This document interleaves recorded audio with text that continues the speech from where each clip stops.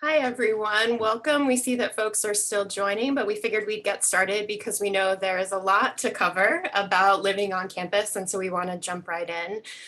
So welcome to NYU Live Living on Campus. Happy afternoon, morning, evening, wherever you might be joining us from today. It is a little bit of a cold, rainy day here in Washington Square, but we are excited to see you all. So feel free to share in the chat sort of where you're joining us from. We see lots of highs, which we love. So we'll get started. So my name is Carrie Smith. I use she, her, hers pronouns. I am the Assistant Director for Faculty Programs in Residence Life and Housing Services. And I know that title might seem a little odd, but I get the privilege of working with our faculty fellows and residents and our themed exploration floors, which we'll talk a little bit about during this session today. But I've been here at NYU in this role for a little over 8 years now, and absolutely love to get the chance to connect folks to community here on campus. And I'm joined by some amazing panelists who will introduce in a little bit to tell you hopefully all that you're hoping to learn about living on campus this fall. And so we'll go into what community's like, some dates and deadlines, things to keep in mind. I know there's lots of questions. So, a couple just housekeeping things before I go any further. I know folks are muted and we can't see you, but we're excited again that you're joining us. If you do have questions for any of us, for the panelists, feel free to use the poll feature in Pathable. You can share any questions there and we'll get through them either in the chat or we'll answer them live in a little bit. So let's get started. So I'm going to do a quick overview of Residence Life and Housing Services, just a little bit about our office and the folks that make up our staff, our faculty and student leaders, and then we'll jump into our panelists really diving into the questions that folks have about living on campus. So a quick overview of our office. We have 21 undergraduate residence halls and 2 graduate living communities between Washington Square Park and Brooklyn. We house typically up to 12,000 residents in our residence halls. This year, as you can imagine, a little bit different. We have about 6,100 students living with us on campus, but in a typical year, we have up to 12,000. We have 80 professional staff members that I am one of them. Andrew and Christina, who are here with us, are 2 other folks who are really here to make sure that you have everything you need to be successful, whether that's facilities wise or community, all of those different areas. And I'm going to talk a little bit more specifically about who those folks are. We have about 220 paraprofessionals or resident assistants. I'm sure many of you have heard of RAs before. Darielle is here with us. She is a current RA, so she'll dive more into what that role means, but we have a lot of folks living in the halls to be that peer leader and to help you be successful. We have, my favorite part, we have over 60 faculty members that engage with us in the residence halls, and I'll talk more about them in a second. And during a typical year, we offer over 6,000 events in the residence halls, and those are ways to get connected, to learn more about the city, to explore your passions, figure out careers, all those different elements. And this year, as you can imagine, again, we transitioned to virtual events, and we've had tons of things on Zoom and those pieces, but we really do offer a lot of ways for you to get connected. So that is a quick overview of our department. I want to talk just a little bit about sort of our staff structure and support, because I know that's always a question is, how are you going to be successful and sort of find those communities when you live on campus? So we have here Weinstein Hall, but you can insert any hall name there. And these are bubbles or sort of all the folks that are connected to a residence hall. So at the top, we have an assistant director. Christina is our assistant director for the first year area. So you'll get to hear from her in a little bit, but we have an upper class owned area, an upper class leased area, and a first year area. And so the assistant director is the one that makes sure that all of the buildings within that area are sort of operating consistently. They really provide the vision for that area and making sure that we're doing what we can to support your needs wherever you are in terms of your time here with us on campus. If you move clockwise, we have something called a building leadership team, or a BLT for short. We have a lot of acronyms, so I'll try and make sure that I spell them all out so that folks know what they are. The building leadership team is made up of 3 professional staff members, typically, a residence hall director, a residence hall assistant director, and a residence hall resource manager. And those are the folks that make sure each of the buildings are running smoothly and properly. So they supervise the RAs, they work with a hall council for leadership opportunities, they manage the facilities, sort of the front desk area, the check-in, check-out process, keys, all of that. So really in your residence hall, if you're finding that you need something, the building leadership team are the folks that you're going to want to reach out to for questions. All of our residence halls have public safety officers stationed at the front desk or the front area of the building 24/7, and that's really to ensure everyone's safety, sort of who's coming in and out of the space. If there are emergencies, they're there to help us. Each of the residence halls has facilities and housekeeping staff that are there to help maintain the common areas. Unfortunately, for some, they are not there to maintain your private bedrooms or bathrooms or common spaces, but any of the halls, lounges, things like that, they are here to help with. And if anything goes wrong in your room, if your AC breaks or if you have a leak or anything like that, the facilities staff is there to help to maintain those. Moving along, we have resident assistants. So each residence hall has a number of student leaders, junior and senior students who are there to create that sense of community and really help connect you to each other, to things that you're passionate about, resources around NYU and in the city. And again, Daria will talk a little bit more about that role and what the RAs get to do. And then my personal 2 favorite folks are our faculty fellows and residents and our faculty affiliates.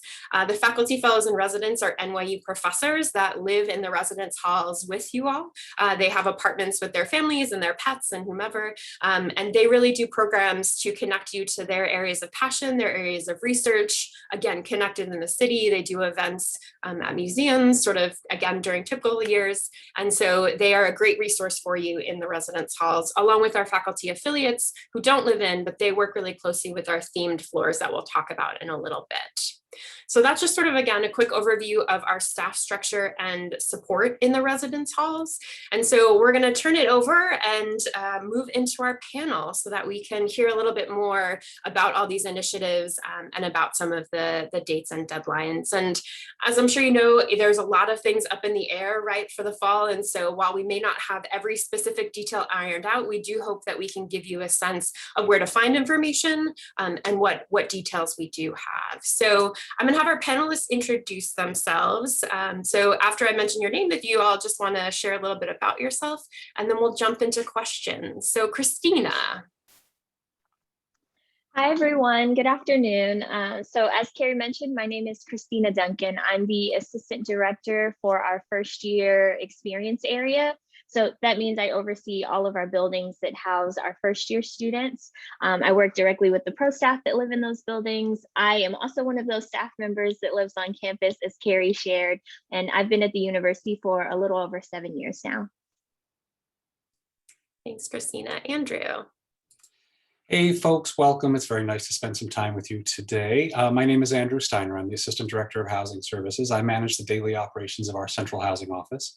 I have been at NYU for 21 years, and I'm marveling at all the questions coming in through the chat, and I'm looking forward to the Q&A because really the most important thing for me is to make sure that we answer as many questions as possible today so that you feel like you're making some informed decisions. So looking forward to chatting with you, and now we'll ask Darielle to introduce herself. Thank you, Andrew. Hi, everyone. I'm Darieli. My pronouns are she, her. I am from the Bronx. I have to say that. And I am a junior at the Gallatin School of Individualized Study, studying social justice through activism and civic engagement with the double minor in social and public policy and Spanish on the pre-law track. So you can ask me about that.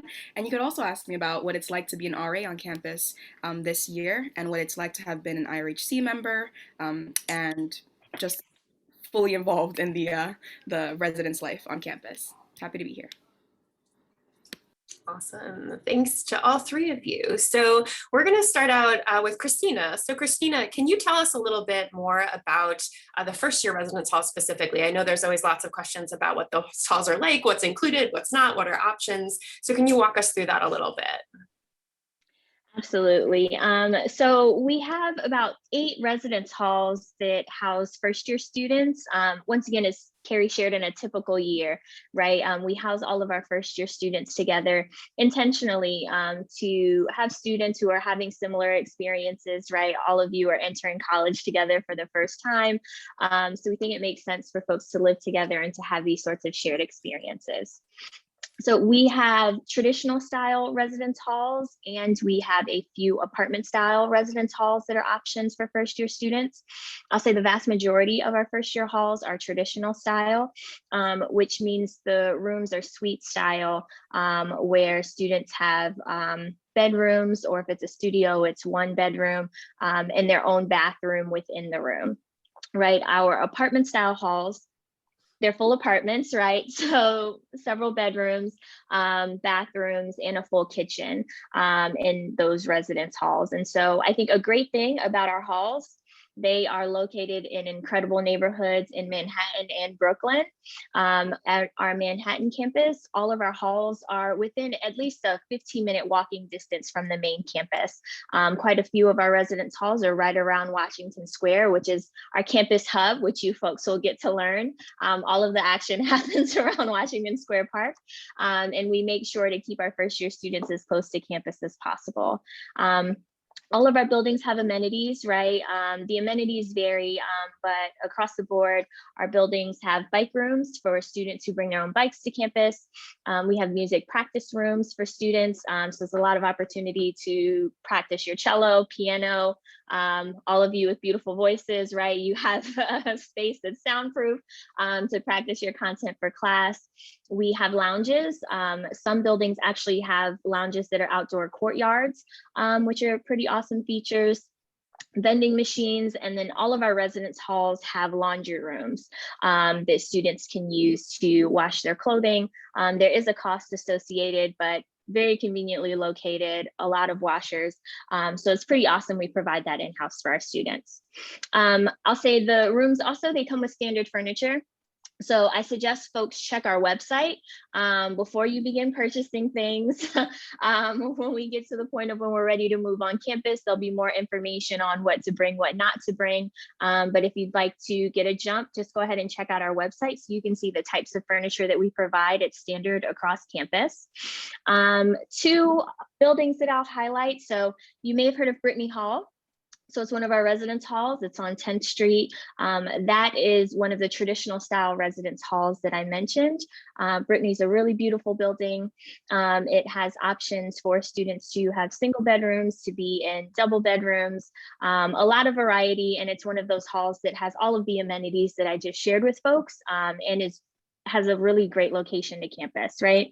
3rd Avenue North, that you all may heard of. So that is an example of an apartment style building. So it's closer to Union Square. So it's one of the halls that I'd say it's about a 15-minute walk from campus. But if you enjoy cooking, it has a full kitchen. If you'd like to learn how to cook for yourself, it has full kitchens.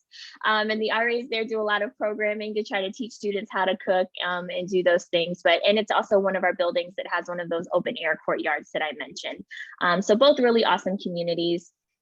What else would I add? The only other thing I think I'd add is all of the staff members that Carrie mentioned, right? Those folks are a part of all of our first year communities, RAs like Darielle, pro staff like me, other folks, and faculty all live in those communities to really like support our students while they're here on campus.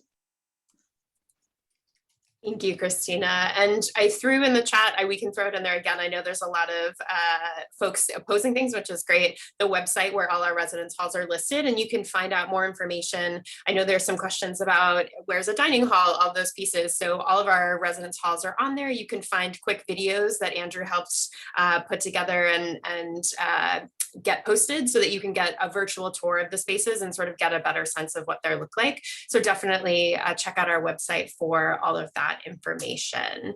We also, in the files section, if you see, there is a guide to first year living, and that also outlines all of the different elements of the residence halls and talks a little bit more about the theme communities, which we'll talk about. So Christina, we talked about the halls themselves and sort of what's included, what's there, where you're living. Can you talk more about the experience and some of the first year residential experience opportunities that exist for students on campus? Let me unmute myself, right? Yes.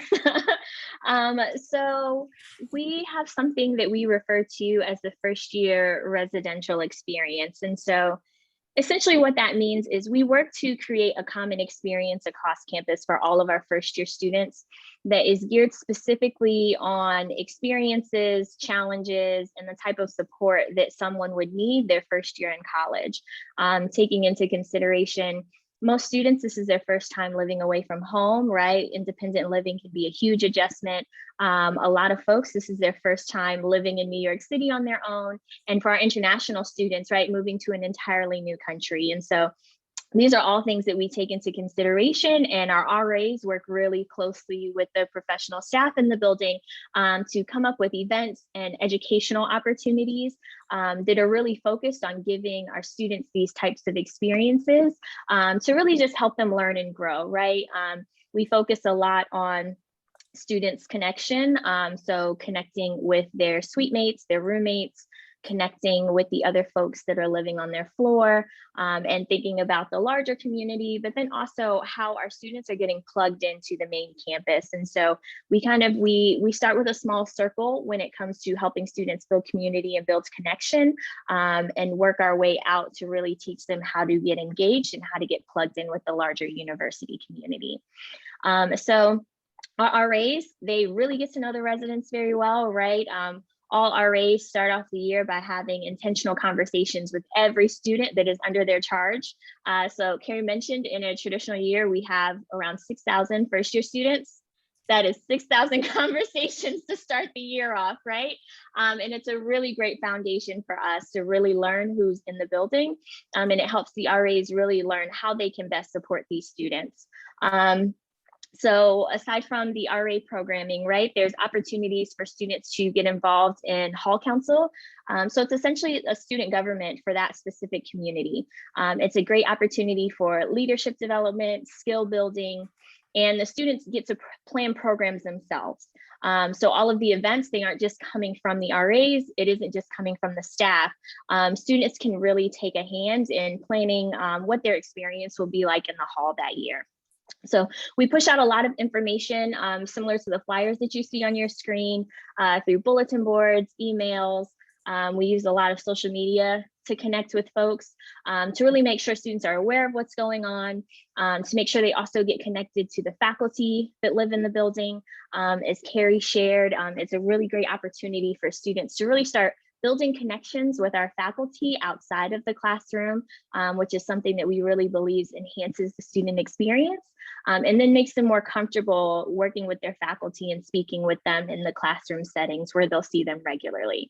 In addition to that, I'll say we focus a lot on student safety and teaching students how to navigate New York City. So before I go into some of the specific programs that are on the slide, I'd just like to highlight the public safety officers that Carrie mentioned a few slides before. So all of our residence halls, they have public safety officers that are stationed at the entrances of the buildings 24/7. So there's a guard there.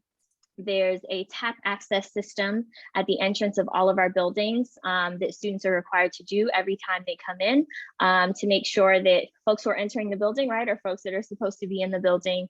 The RAs, a part of their role is support and enforcing rules, but also looking out for the safety of our residents. And so sometimes that comes in the form of events, planning informational events to help students get familiar with the policies in the building, but we also talk a lot about safety around the city, right? So living in New York for over 7 years now, living in the areas that we live in Manhattan, I'd say New York City, we consider it to be a safe place, right? But it is a city, so folks need to have a certain level of awareness when they're navigating the city. Then that's something that our staff and our RAs play a role in supporting students and learning a bit of, we like to call it street smarts at times, just to help them navigate.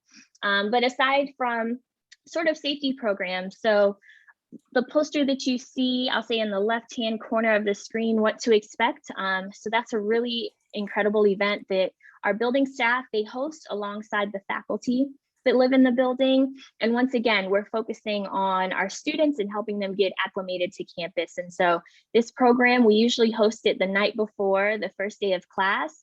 And it's a conversation with the faculty on how students should, I guess, adjust to a college classroom, right? So it could be a question like, do I have to raise my hand before I go to the bathroom, right? You can talk to a real faculty member and ask them that question, and any other questions that students may have about what it's like to now be a student on a college campus in a college classroom, which is really awesome.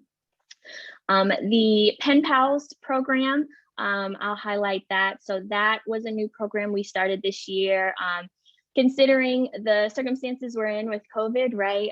There wasn't a lot of in-person opportunities for students to get to know each other and to get together. And so RAs across the fire area got together and decided they would start a pen pal program to help residents connect throughout the building, connect across campus. It was a really incredible program. The students were super excited about it. But this year, our RAs were really creative, thinking through ways that we can help students connect. Once again, keeping in mind, this is their first year in college. And this is an experience that none of us anticipated. So how can we support students and make the best? Clean Week. Cleaning is important, and we recognize some of our students need a little support and a little push in that regard. And so we host entire weeks of events that teach students about different aspects of cleaning. There are cleaning competitions where students can win prizes. Thinking about cleaning, honestly, when our students have conflicts with their roommates, the vast majority of them are focused on cleaning, which is why we highlight these sorts of activities. And that's directly connected to the Thrive initiative that you'll see at the top. And so we try to program proactively to help students work through challenges that we know will arise. Once again, all of these students are having a similar experience, right? We can anticipate some challenges. But the Thrive initiative is really focused on teaching our students conflict management and teaching them how to navigate challenges that we know will come up with their roommates and their suite mates as we move through the year. So that was a lot. And there's actually a lot more about our first year experience that students will learn more about and experience once they actually get to campus.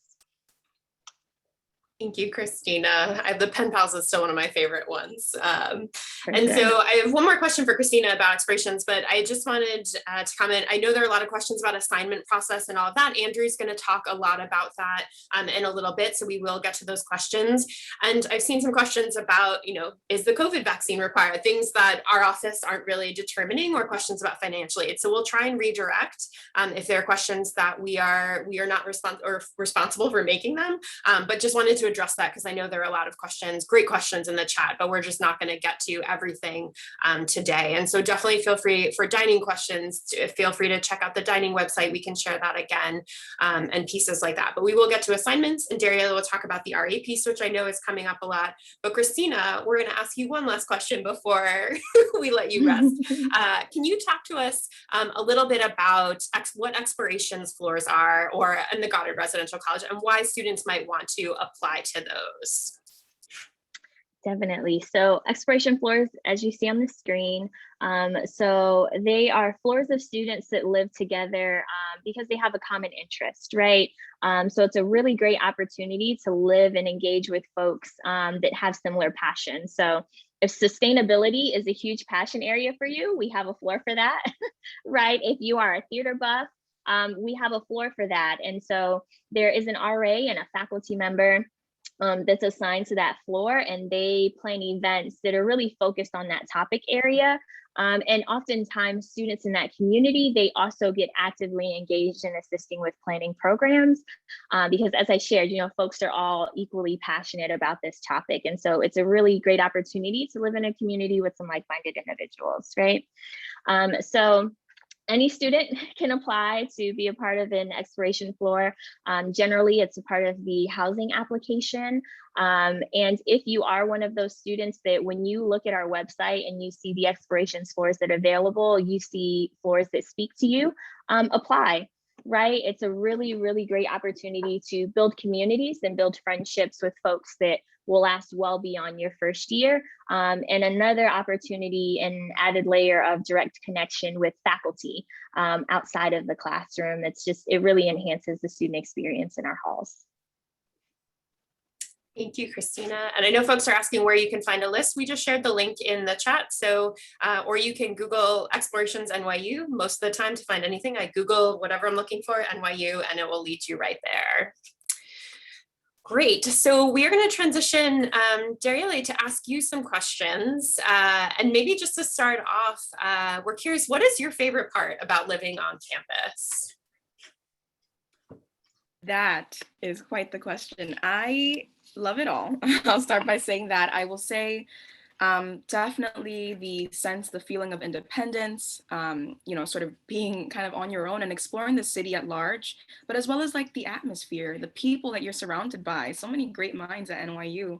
I would have to say definitely the independence and just the people. It's always great to be surrounded by such great people.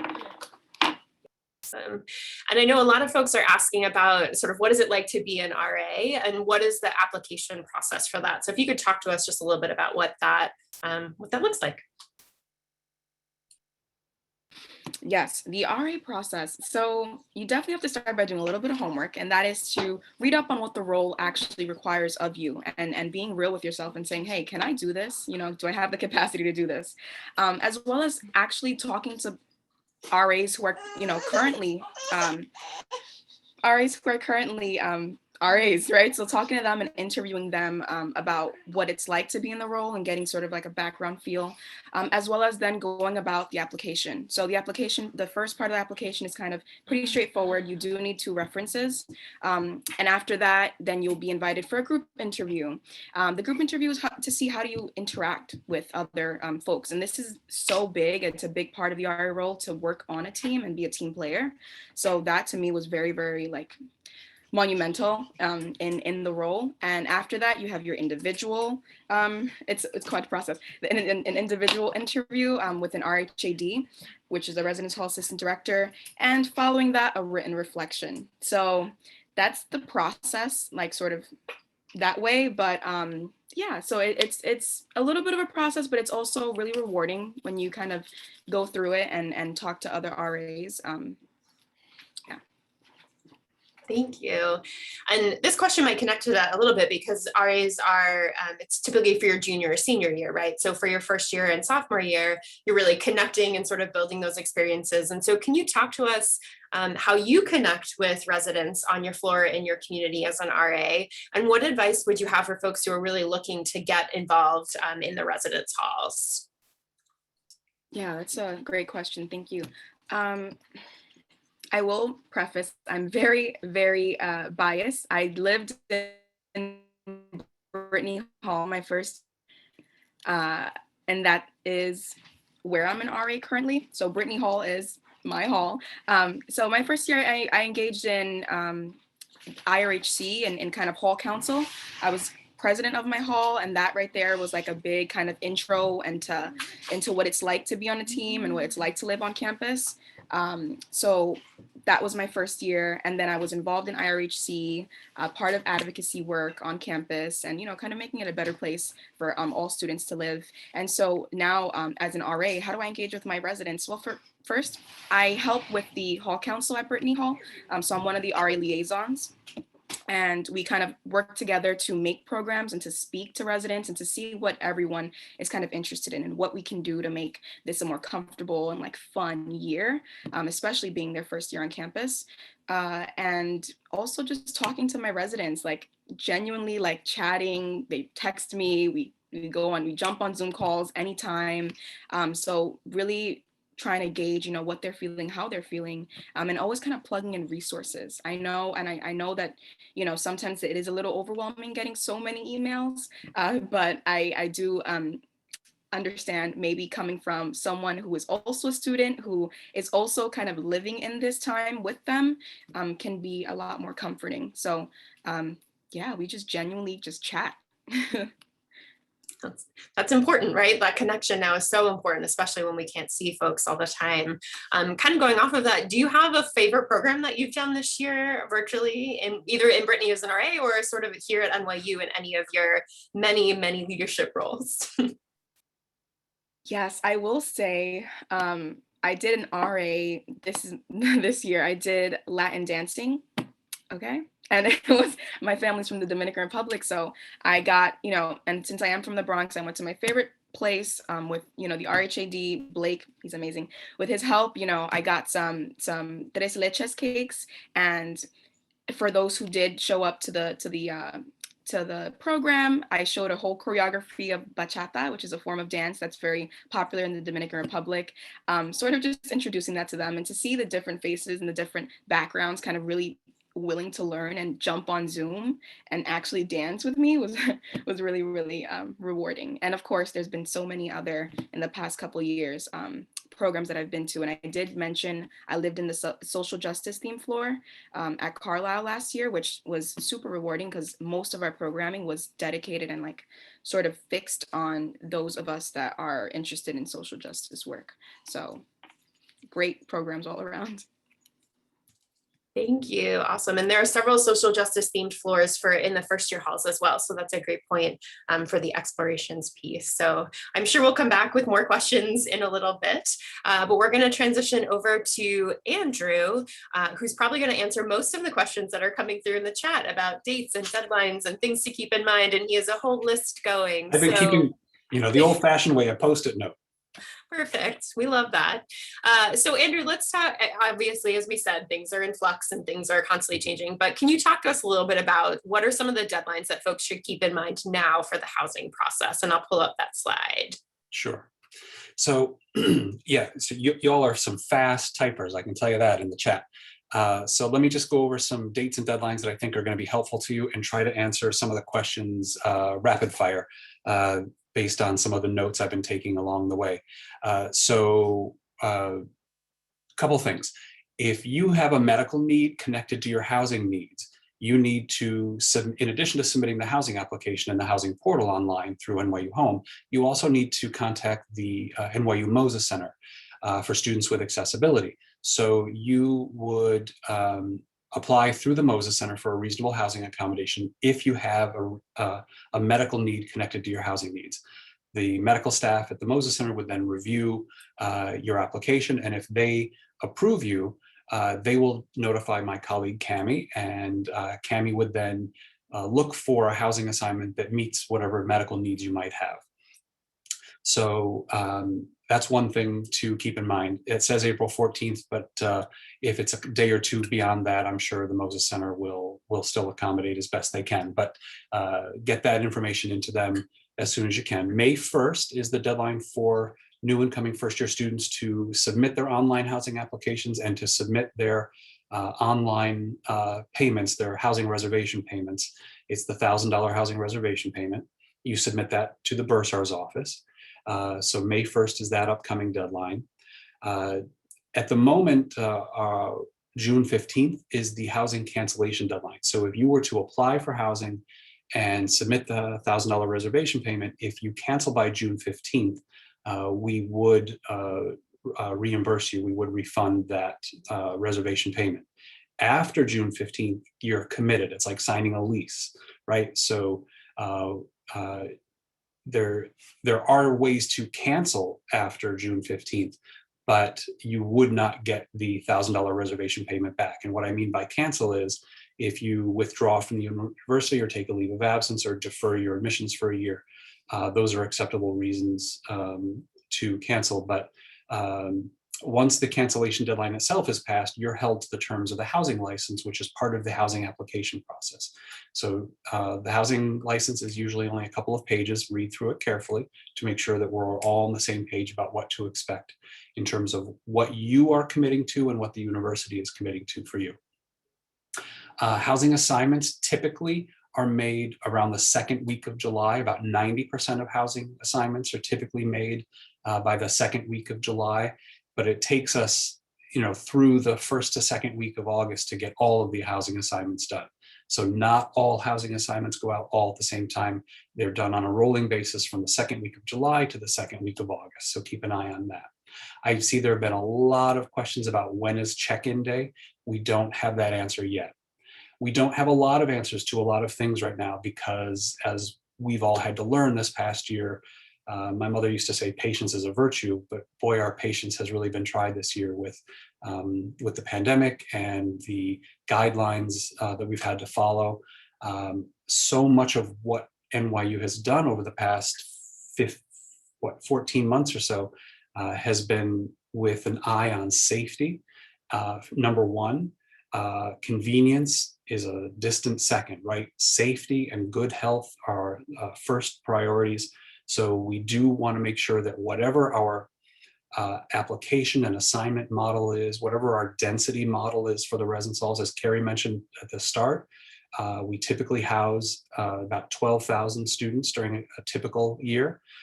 This year, we are currently housing about 6,200 with the capacity to house about 9,000 if we wanted to. We did do a lower density model based on recommended CDC guidelines and state health guidelines. So instead of having some rooms as triples, they were doubles. Currently, we have no more than 2 students per bedroom, no more than 3 students per bathroom with a unit, but that is because of the current recommendations. A lot of what we're hearing is that we will be back to a normal footing in the fall. But no one's gonna, what is today? Today is April 11th. No one on April 11th is going to commit to what the fall is going to look like on August 28th or 29th. We just don't know. We don't want to say, yeah, you can count on this, and then it changes, right? So we want to make sure that we're giving you good information based on what we have at the time. So move-in date, not yet determined. A lot of questions about will there be quarantining at the start of the school year? We don't know if that'll be necessary yet, so we have to wait and find out, so stay tuned. The president of the university shared just this week with students and parents, the question has come up, will NYU require COVID vaccination before the start of the school year? Right now, the university's footing is students are strongly recommended to get the vaccine. The university leadership is considering whether or not to make it a mandatory vaccination, like so many other vaccinations, like measles, mumps, rubella, and others. But that decision has not yet been made. The president of the university has said that that decision will be made in enough time to share with the community so that if people still need to get vaccinated, they'll have that opportunity. So that information is still yet to come from university leadership. There's been a question about the application process. Can you indicate that you want a single room? Because during a typical year, single occupancy bedrooms only make up about 3%. I'll repeat that. Single occupancy rooms typically make up about 3% of our inventory. We don't have that on the application. So if we are back on a normal footing for the fall, which is the way we're all leaning, it looks like about 97% of our bedrooms will be shared bedrooms. Will there be triples? We only had a handful to start with. Could there be some in the fall? Possibly. Is that something where our density model might indicate still, no more than 2 people per bedroom? That's a possibility. That's a real possibility. There were a lot of questions about guest policy. We do have a page on guest policy on our website. You're welcome to review it. Keep in mind, though, that the guest policy has been severely limited and restricted this particular year because of the pandemic. Will that be changed for the fall? Probably. Am I going to commit to that today? Nope. Because we just don't know. We don't know. We don't know what direction with more people are getting vaccinated, great. But there has been a spike in new COVID cases over the past few weeks around the country. So we're just going to have to see what the pandemic landscape looks like at that time as we get closer. Questions about what's the best residence hall for the school that I'm in. I'm here to tell you, I've been here for 21 years. I've done this work for 28 years. You will absolutely bloom wherever you are planted. We don't do housing assignments based on what school you're in. So, if you live in Brittany Hall, there are going to be students from every NYU school except for the Tandon School of Engineering in Brittany Hall. If you are admitted as a first-year student to the Tandon School of Engineering, you will be assigned to one of the Brooklyn Residence Hall locations. If you've been admitted as a first-year student to one of the Manhattan-based schools, you will be assigned to live in one of the Manhattan residence halls. After the first year, regardless of whether you're a Tandon student or a Brooklyn-based school student, you can live in either Brooklyn or Manhattan. But first-year students assigned or admitted to Tandon will be in one of the Brooklyn residence halls, and students admitted to one of the Manhattan schools will be assigned to a Manhattan residence hall. There have been a lot of questions about, can you come and tour the residence halls now, next week, over the summer? No, I'm afraid not. Pandemic precautions are fully in place right now. As of right now, students cannot sign in any guests. We are not allowing anyone to visit the residence halls unless they live in the residence halls. We take safety precautions very seriously, so that's just not an option right now. I will tell you that if you look at our residence halls page, and I think, Carrie, if I know it's been done, but maybe one more time you could add that link to the chat for me.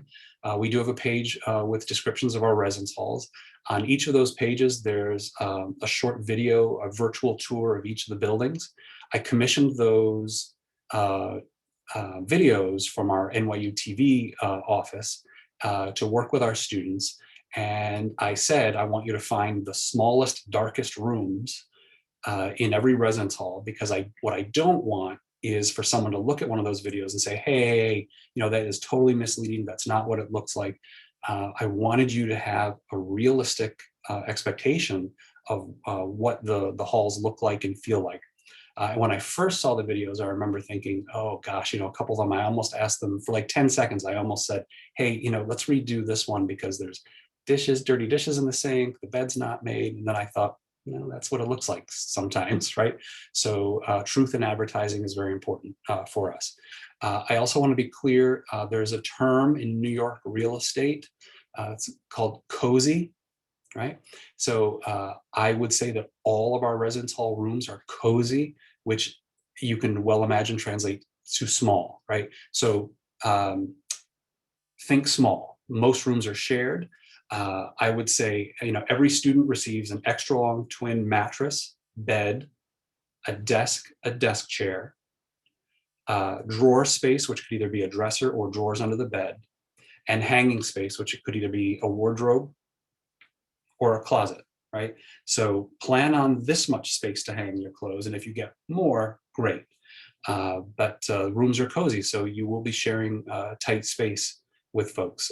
So I would not say that any space in New York City, unless you're part of the uber wealthy, are commodious. So plan for cozy shared spaces. Dining meal plans are required for all new incoming first-year students. Dining is managed. Meal plans are managed by the Office of NYU Dining Services, not housing. But I'm here to tell you that first-year students, and particularly any student who's assigned to a traditional residence hall or any student who's assigned to Othmer Hall in Brooklyn, you are required to have a minimum meal plan. You can always increase it, and we meaning the university, the dining services, will put a minimum default meal plan on your account, and then you can increase it if you want, but you cannot cancel it altogether. It is policy. Andrew, can I Yeah, pause? Because I think a please. lot of questions are coming in about the roommate assignment Yes. process. Can you talk a little bit about how roommates are assigned for the first year? I know this year was unique with COVID. And so if you could just talk to us a little bit about that assignment process and roommates. Right. And Carrie, if you could pop into the chat, there's a link to the first year assignment process, if you could pop that in. So, okay, so you're going to complete the housing application by May 1st, and then submit your reservation payment. And then over the course of the summer, once we get into June, we're going to have a better sense of what the pandemic landscape is looking like, which means that we'll know what our density model is. We'll know how many students to assign to each room, to each apartment, to each building. Once we know what the density model is that's approved and safe, we'll start the assignment process. Incoming first-year students do not select their own roommates. We make the assignments based on how you answer the how you fill out the housing application. We try to look at your building preferences, if you've applied for residential college or one of the themed communities. We take all of that into consideration. There's 4 or 5 lifestyle questions. To be clear, those lifestyle questions are really meant for you and your roommate to start off a conversation once you're assigned, right? They are a small factor in the assignment process, but not a major factor, right? So they're really just there as kickoff questions so that when you connect with your roommates, you can sort of see a little bit in the roommate profile and then start some conversations. So the assignments are largely based, once we assign folks who have been approved for reasonable accommodations by the Moses Center, once we assign folks who have been accepted into the residential college or one of the themed communities, then there's a randomized program that will automatically generate building assignments.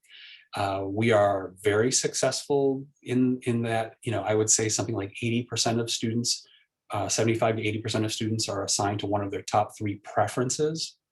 Notice I'm not using the word choices, because technically speaking, you're not choosing your residence hall, you're simply indicating preferences on the application. So I have to reiterate, though, that Brittany Hall might be your 6th preference on your application, and maybe you get assigned to Brittany. Once you move into Brittany, I guarantee you're going to call 3 weeks later or 2 weeks later and say, "Oh my God, Brittany, there's no other residence hall that's better than Brittany." So once students arrive and they meet their friends and their roommates and their suite mates and their floor mates, and their hall director, suddenly whatever they thought, "Oh, I really wanted to live at Lipton," it all disappears because they've created their own community in that location. So if you are not assigned to your number 1 preference of residence hall, please do not despair. There's, I think a lot of folks that have ever lived in New York City will agree that if you ever have the opportunity to live anywhere around Washington Square or Union Square, count yourself, very fortunate. It's a really great place to live, work, study. So there's no such thing as a bad room assignment. I'm not just saying that because I work in the housing office. I'm too old to lie, right? I'm 50. So, too old to lie. Wherever you are housed, you will do really well there. Other questions that are coming in, Carrie? Yeah, and we've transitioned kind of into the Q&A, so definitely folks can use the polls and the chat to keep asking questions, but there have been a few questions about study away. So some folks have been accepted to Florence or other areas. Can you talk a little bit about what is known about how they should apply for housing and that process? Excellent question. So when you log into NYU Home, right?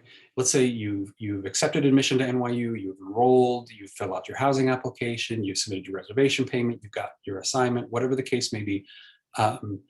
When you log into NYU Home and go to the housing portal, if you just log into NYU Home and search for housing forms, that takes you into the housing portal.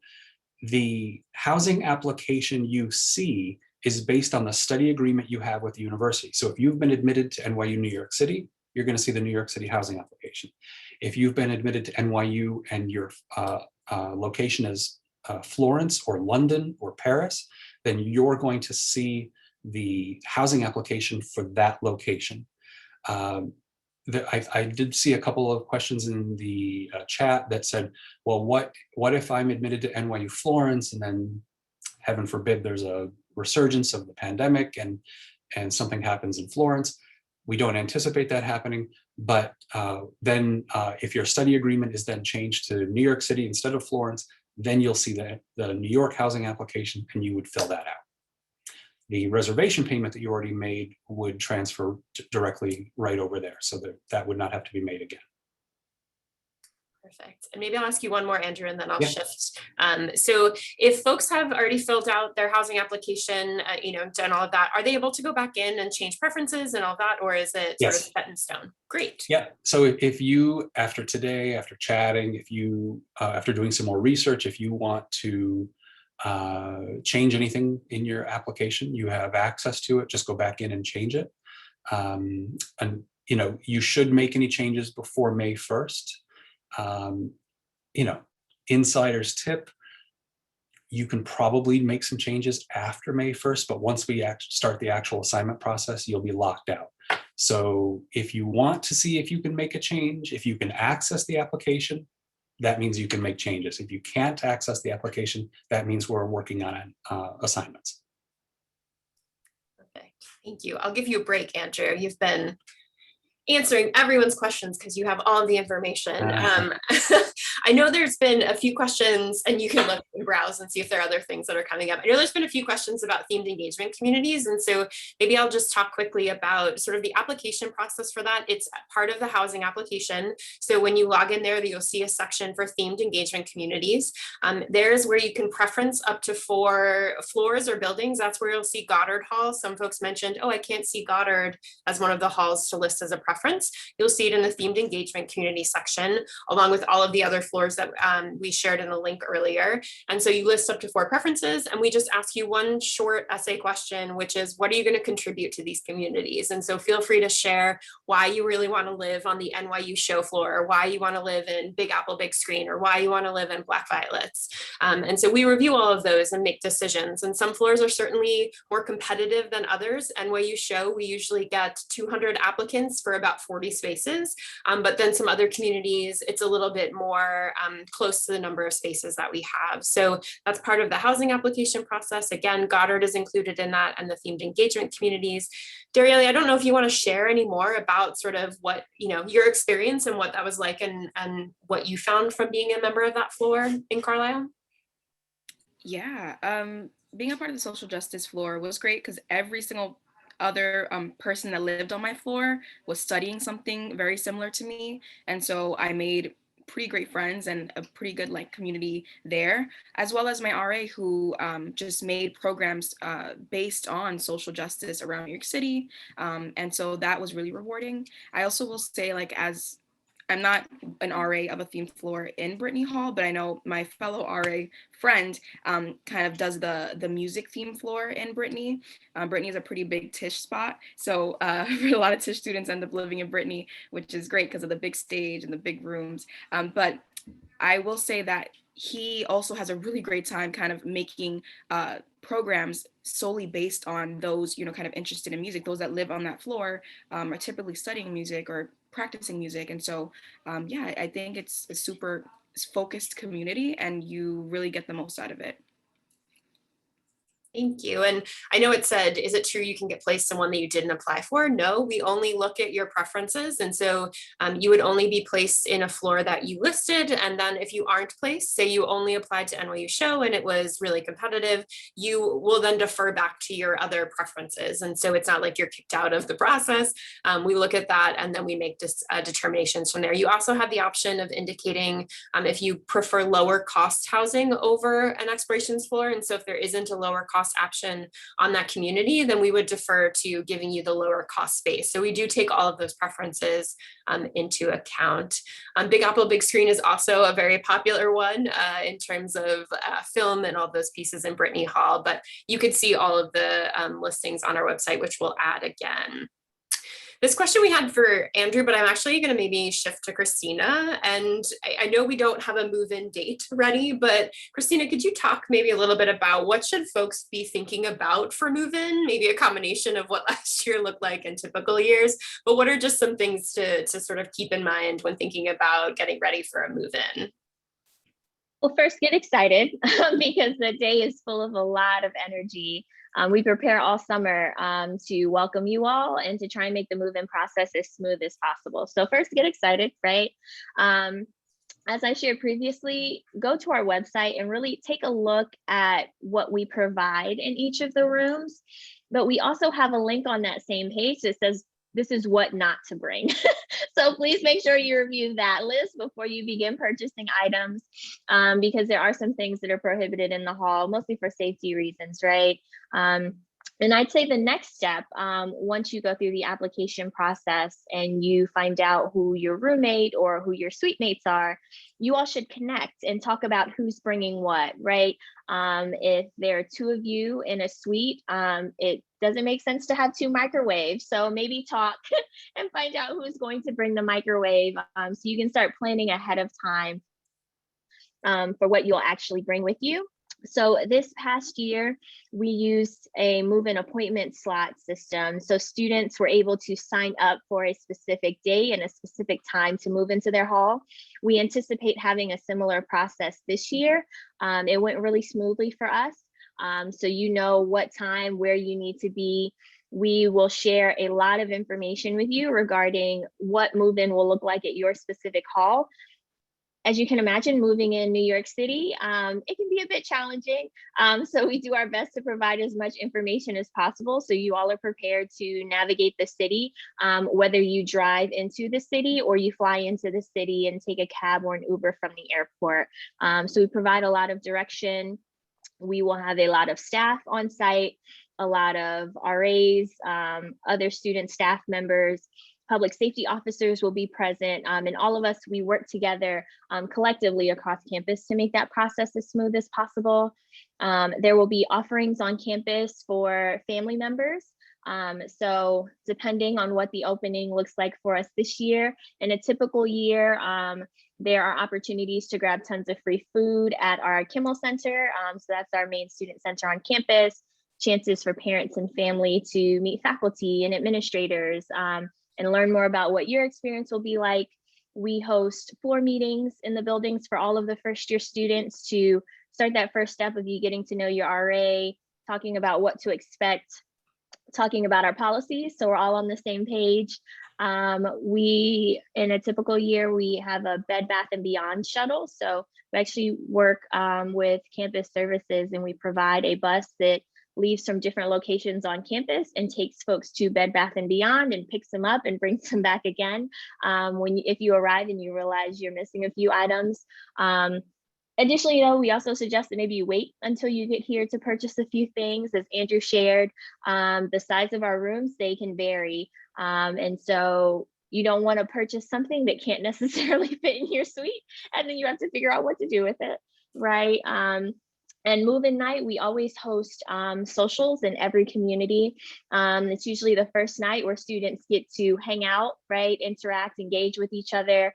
Our parents and our family members are gone, and we can really sort of get to start knowing our suite mates and get to know some other folks around the building. So it's really high energy and a really great time. Thank you, Christina. And I know we're running close to our 3 o'clock end time. And so, and again, I know there are lots of questions coming in, some of which we addressed. And so the recording for this will be available through Pathable, through the streaming. So you can always go back and re-listen to everything we shared. There are files available through here as well on the link that can give you information. And we have a ton of information on our website because we recognize there are a lot of questions.